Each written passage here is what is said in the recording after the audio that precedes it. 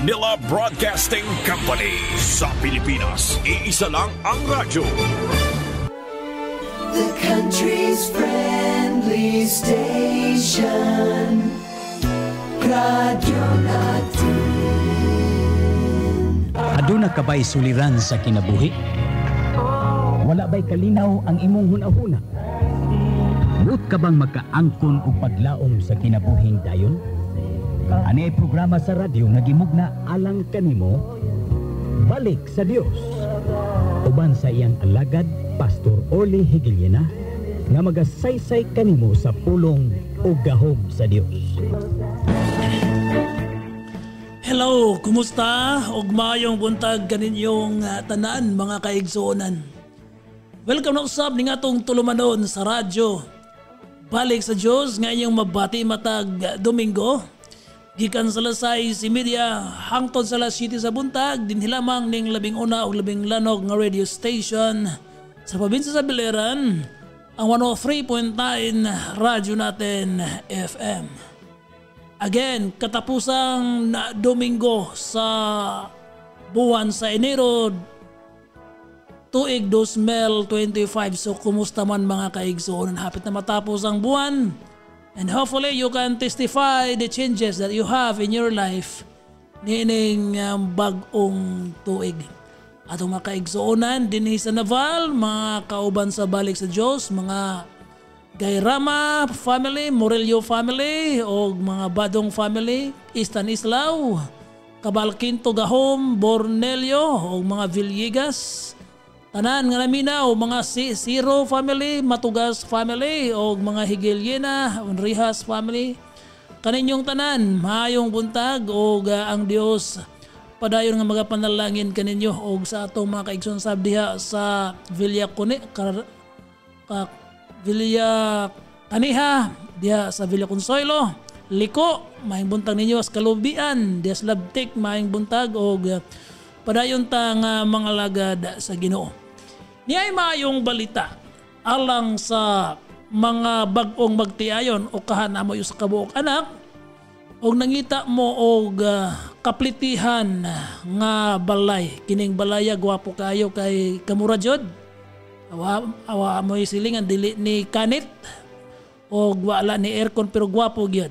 Gwapo gyud. Bosa kung nagkinahanglan mo og plitihan nga balay, mga bagong magtiayon o kahamay asa kabuk anak, pangitaala si Ate Alice and Kuya Nap Dorano sa iyang phone number nga sa 0956 800 1089. Again akong balikon kaninyo nga nagkinahanglan nangita o grintahan nga balay nga mura gyud siya og apartment. Ayan ano.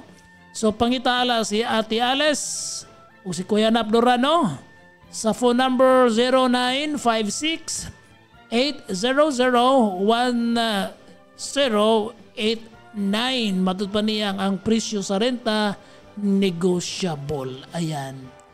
Og belated birthday greeting sa akong pagumangkon nga si Engineer Juan Onrihas. Salamat sa ginakalimot ko sa apelyido sa iyang banada. Pero sige lang. So pag-ampon nako nga ang Dios padayon nga magapanalangin kanimo og magkalipay ka diha kang Jehova og siya magahatag sa tinguha sa imong kasing-kasing. Nay matahom nga awit sa dili pa nga atong mensahe.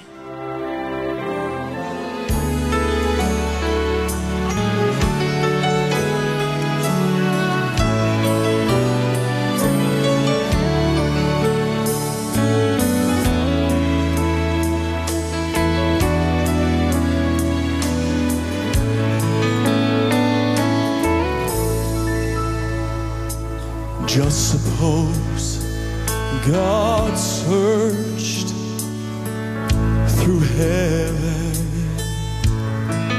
and couldn't find one willing to be the supreme sacrifice that was needed. that would buy eternal life for you and me. Had it not been for a place called Mount Calvary, and had it not been for the Orion cross, and had it not been for a man called Jesus, then forever my soul would be lost. And I'm so glad he was willing to drink his bitter cup, although he prayed, Father, let it pass from me. And I'm so glad he never called heaven's angels. From these hands pull the nails that torment me. Had it not been for a place called Mount Calvary, had it not been for the Orion cross, had it not been for a man called Jesus, then forever my soul would be lost. Then forever my soul would be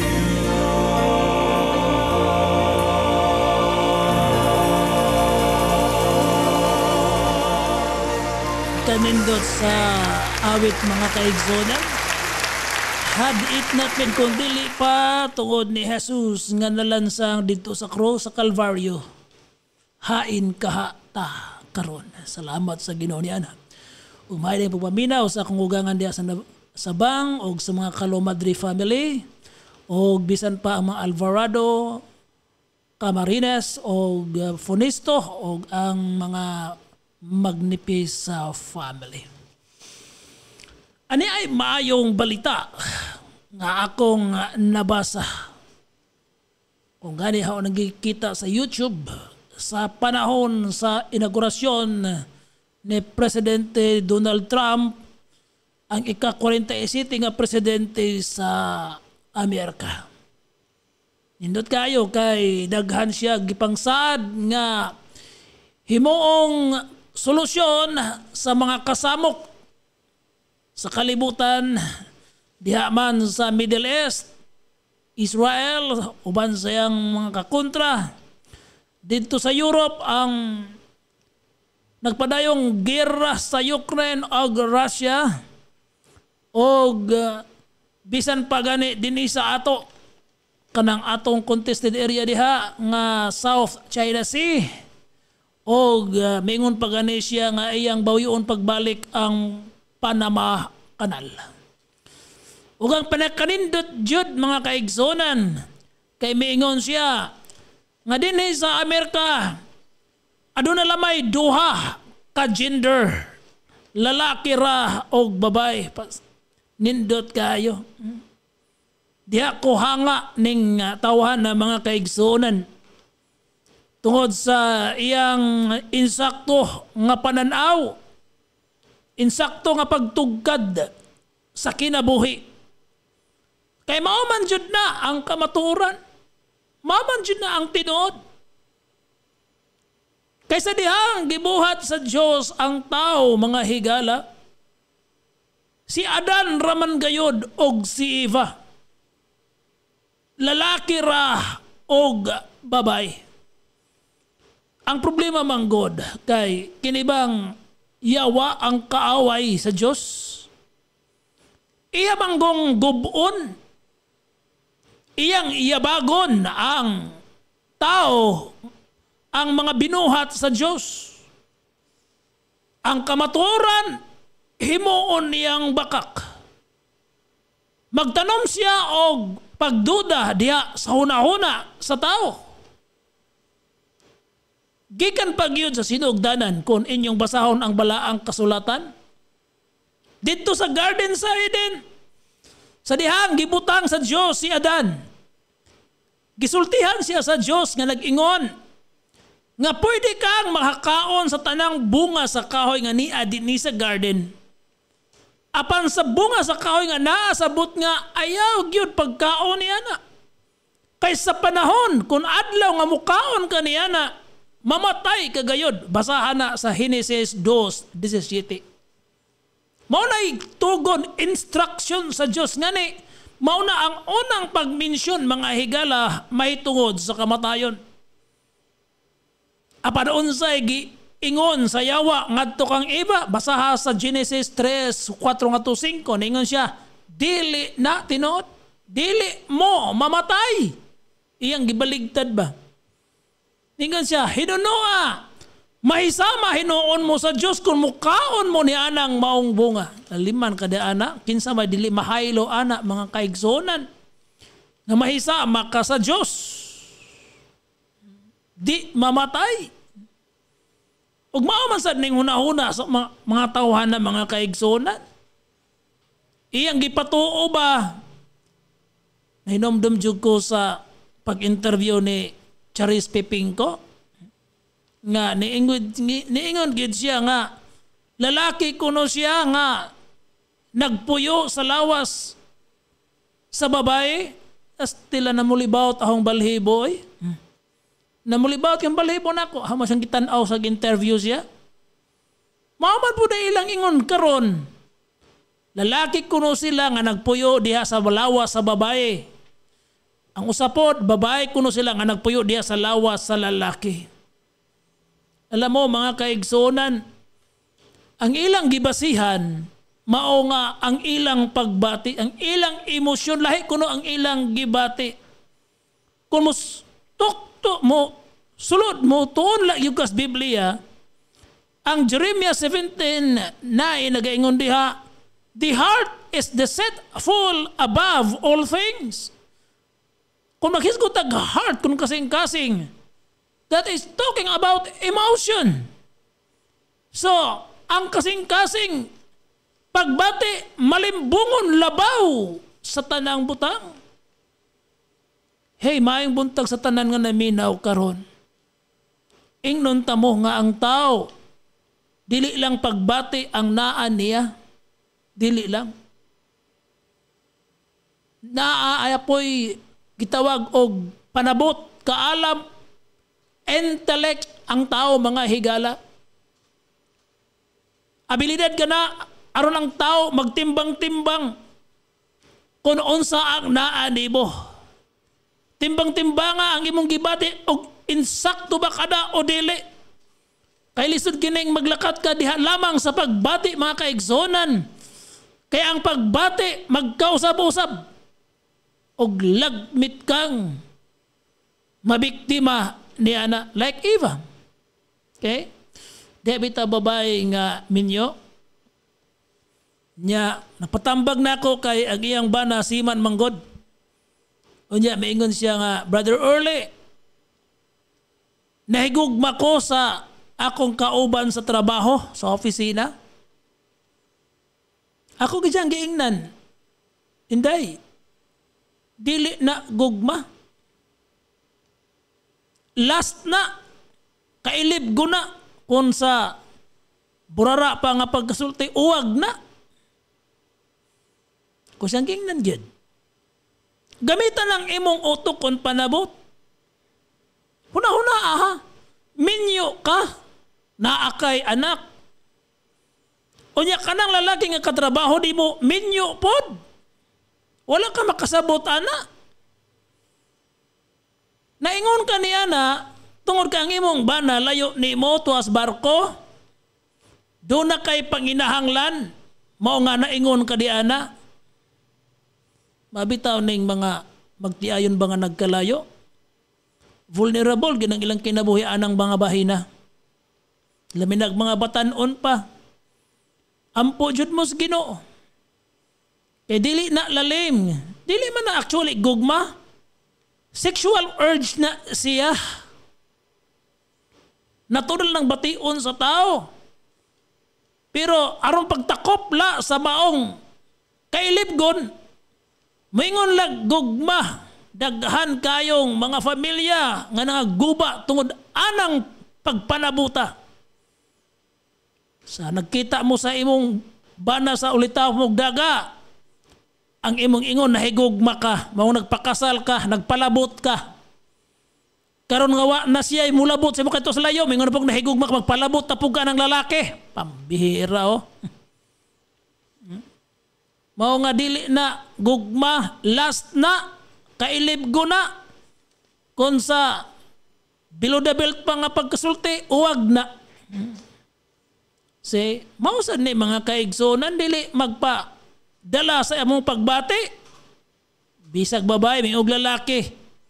Bisag lalaki, miog babae. Dina, mao nga tama ni si Donald Trump.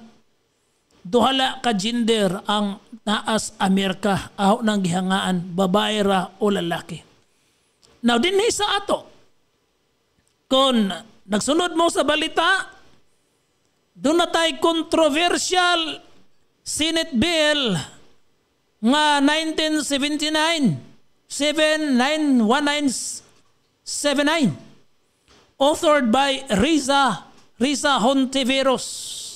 Nga kining maong bill mga higala mismo ang atong presidente nga si Marcos na shock nga ni miingon siya nga kun mulapos man gani ni diha sa Senado o sa Kamara nga Senado, ingon siya iyaning vetohan arong dili mahimong balaod. Kining veto man gud na aron as presidente nga bisan pa og na kalapos na didto sa lower og taas nga bahin mga kaigsonan basta iyang ingno nga dili di gyud yan ang katungod. Kay nganong ingon na niya na tungkol kay bakutod pa ni maong Senate Bill 1979 or Adolescence Pregnancy Prevention Bill. Mao na ang title sa maong bill. Nga ang bata 0 to 4 years old tudluan sa paghimo og buta nga dili maayo. Actually ang giterm ni Presidente Marcos masturbation. Pero sa nagtan-aw ko wa man ang termino didto. Ang tuwa dito mao nga tudluan paghikap-hikap or kada gihapon mga lagi reward la nga bodily pleasure ang ingon dito bodily pleasure. Magmaura ka na mga higala. So kanang kining maong balaod dili na mao. Limang kadiana 4 years old tudluan na niya na unya. Lain pang butang. Nining maong balaod. Ang bata ra. Maoy may katungod nga mo desisyon kung unsa siya lalaki ba o babay. Pastilan. Ayabag na gayud ba pag-ayon ng mga utok aning mga tawhana? Ang bata, inig katao. Siya ang pabuton kung babae ba siya o lalaki. Aun sa maning pagkabuhata, gikuhaan nagkatungod. Gikuhaan nagbuot ang ginikanan sa pag-ila sa ilang anak kung lalaki ba o babae. Nga, kung tanawon gid nato, pagawas lang sa bata, gikan sa tagwangkan sa ginikan o sa inahan. Makita na nato kung lalaki ba siya o babae tungod sa iyang organ. Pero kining maong bill, mga higala nag-ingon, nga mismo ang bata mauray padesisyonon. Babae ba siya o lalaki? Meaning, huwaton pa siyang mudako. Huwaton pa siyang mudako. Una pasulatan ang iyang birth certificate kung unsa ang iyang gender. lalaki ba siya o babae? Pastilan. Hapon na nabasa sa Sujibil? Nakalangko po ni dito. Pagkadako naman. Mao nga, nasyak si Presidente Marcos ani sa nabasa niya mga higala. Usahay bitaw, makapangutan ako ning atong mga magbabalaod, congressmen o mga senador. Tinuod ba ka ni silang mga lantip og salabutan? No? Tinuod ba ka ni silang mga wise? O kaha? Tinuod ba ka ng ilang desire nga maglingkod sa o magsilbi sa mga Pilipino nga mga katawhan, mga higala? Alam niyo po, dagko ba sa sweldo? Naas mga 200,000 kada buwan. Laliman kada na ato ning gisilduhan. O niya, matod pa ning maong bill. Gisundog lang nila gikan sa Europa kon Europe. Mauna ni ron. Ilala ko nung gisundog ni gikan sa Europa kon Europa. Mga magbabalaod, congressmen o senador, maing buntag ninyo ha. Wala mo pili og ibutang diya Senado aron manundog. Oy. Wala jud mo buhata aron manundog diha. Wala mo ibutang diha. Ayaw mo panundog sa mga dayuhan kun lang iyaw kay Filipino ta. Paghimo mo og balaod nga alang sa mga Filipino. Dili kay manundog mo. Makaduda man lang tahinuon ninyo tingali no og wa mo'y sisyon. Tuwa tingali ni sila mag-standby sa Europe. Kay nga naman nga ingon ana man ang dagan sa ilang utok. Tanawaran ninyo kung nagbasa mo og report. Kana karon mga kaigsuonan, Europe, South Korea, bisan pa gani ang Russia, ang ilang birth rate mius-us na. Miminos. Gamay ra ang mga bata nga natao. Nang-import na ni sila. Nahadlok na sila kay daghan sila og mga suportahan nga mga tigulang. Unya wa nay mga batan-on kay kulang na ang nangatao. Og usa niya na nga rason kining same-sex marriage. See? Mao ni mga kaigsunan ang mahimong resulta bisan pa gani si Michael Gorbachev. Sa diha nga giaprobahan sa manaso diha sa Europe nga pwede na ang same-sex marriage. Mayon gid siya nga nangabuang na ni sila.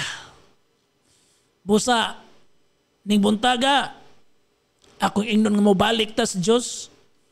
Kay sa Diyos mismo, maingon siya, gibuhat niya si Adan o si Eva, ang lalaki, babayong maingon, go and multiply and replenish the earth. Lakaw mo o magbunga pon aninyo ang kalibutan. See? Busa, akong gipasalamatan si Donald Trump o ang atong presidente nga movito kung sakaling mulapos kining maong balaod doon. Mga higala, akong awhagon ng tanan. Sa pagampo sa atong mga political leaders, kay sila ang atong hatagan o katungod sa pagdala sa rinda sa atong panggobyerno. O di lang kutob nga nagpili ta nila, kundi doon na tayo kakuhan.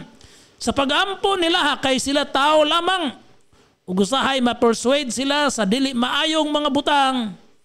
Makabaton, maghimog dili maayong mga plano nga dili makahatag og kaayo sa kinabag-ang Filipino nining atong nasod.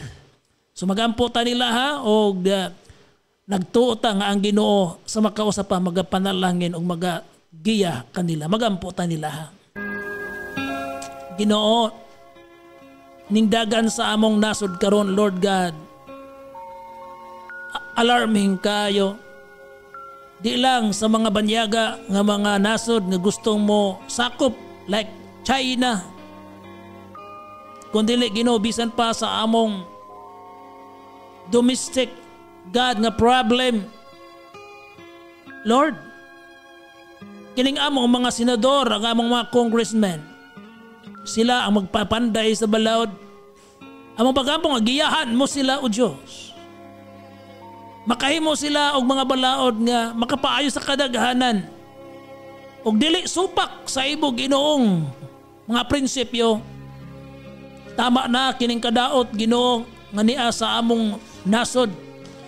Base sa report, Lord, mikalat ang HIV, AIDS tungod sa men sex with men.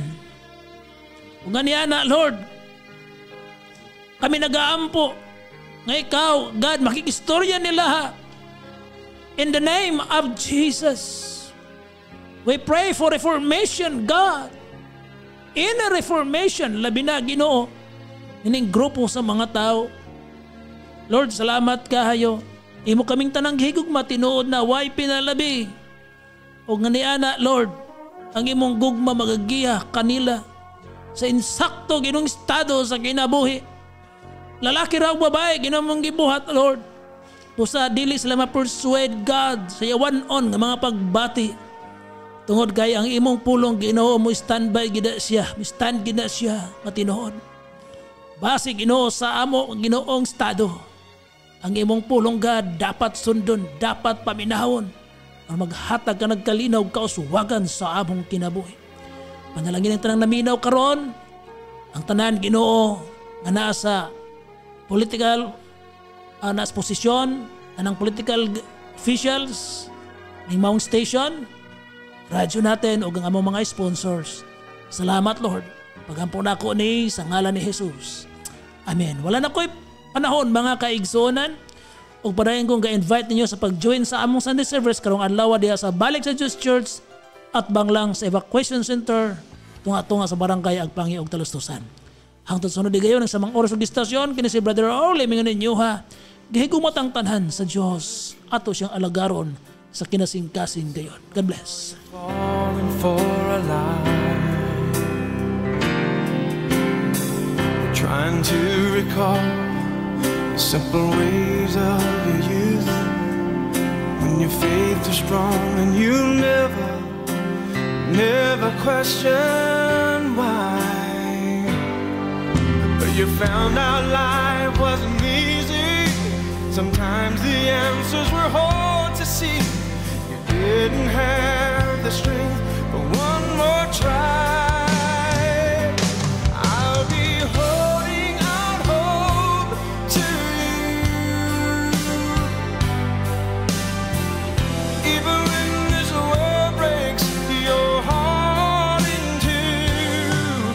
When your life is consumed by your fear and your doubts, I'll be holding out to you.